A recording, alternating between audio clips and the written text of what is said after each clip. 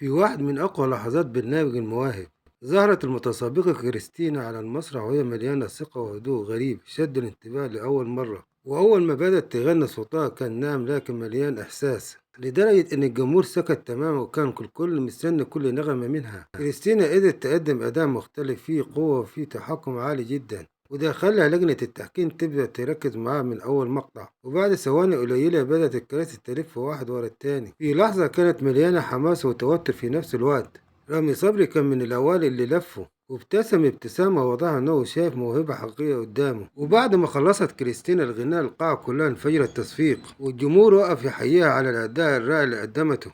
وبدأت تعليقات لجنة التحكيم وكل واحد حاول يعبر عن إعجابه بطريقته، لكن رامي صبري كان عنده كلام مختلف. قال ليها إن صوتها فيه إحساس نادر، وإنها مش بس بتغني لكنها بتوصل إحساسها للناس بسهولة، وده أهم حاجة في أي فنان. أما باقي لجنة التحكيم حاولوا يقنعوا إنه ينضم لفريقهم، وكل واحد عرض عليه مميزات فريقه، لكن كان واضح على كريستينا مركزة جدا وبتفكر كويس قبل ما تاخد القرار. لحظة الاختيار كانت من أكتر لحظات التوتر. كريستينا وقفت شوية وبصت لكل المدربين، وبعدها ابتسمت وقالت إنها اختارت الفريق اللي حس معه براحة وثقة من أول لحظة، وأعلنت اختيارها لفريق رامي صبري. اللحظة دي كانت مليانة فرح. رامي قام من مكانه واحتفل بيها، وكان واضح إنه كسب صوت قوي جدا يقدر ينافس بيه في المرحلة الجاية. اختيار كريستينا لرامي صبري مش بس كان قرار عادي، دي كان بداية رحلة جديدة لموهبة ممكن تكون من أهم أصوات الموسم.